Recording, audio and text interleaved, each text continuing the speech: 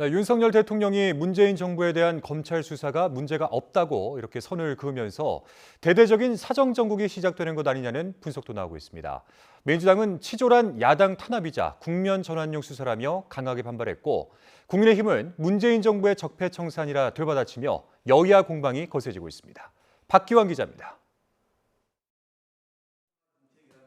더불어민주당은 윤석열 대통령이 인사참사와 경제위기로 수세에 몰리자 정치보복을 통한 국면 전환용 수사정국을 만들었다며 거세게 반발했습니다.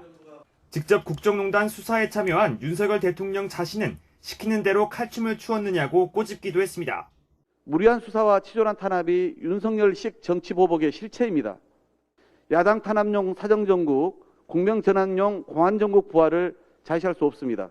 국민의힘은 문재인 정부가 수사를 막았던 고소고발 사건을 법과 원칙에 따라 수사하는 것일 뿐이라고 일축했습니다. 당연히 문재인 정부에서 했어야 될 수사를 문재인 정부에서 막아서 못했던 사건을 이제 와서 하는 걸 갖고 무슨 정치보복 운운하는 거는 언어 도단이다. 문재인 정부 인사인 한상혁 방송통신위원장과 전현희 국민권익위원장 거취를 둘러싼 공방도 이어졌습니다. 국민의힘은 연일 의혹을 제기하며 사실상 사퇴를 압박했지만 제대로 된 인물로 국민들이 요청하는 인사로 바꾸고 싶습니다. 하루빨리 한상혁 방통위원장은 국민에 대한 사과와 함께 사퇴할 것을 촉구합니다. 민주당은 과거 공무원 사퇴 요구를 이유로 문정부 인사를 수사한다면 국민의힘 의원들도 수사 대상이라며 맞받아쳤습니다. 지금 노골적으로 지금 임기적 공무원인 두 분을 좀 물러가라고 하고 있는 거 아닙니까?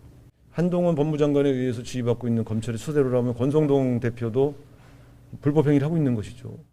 산업부 블랙리스트에 이어 옵티머스 라인펀드를 둘러싼 의혹까지 야권을 겨냥한 대대적인 수사 정국이 본격화할 것이란 전망도 나오고 있습니다.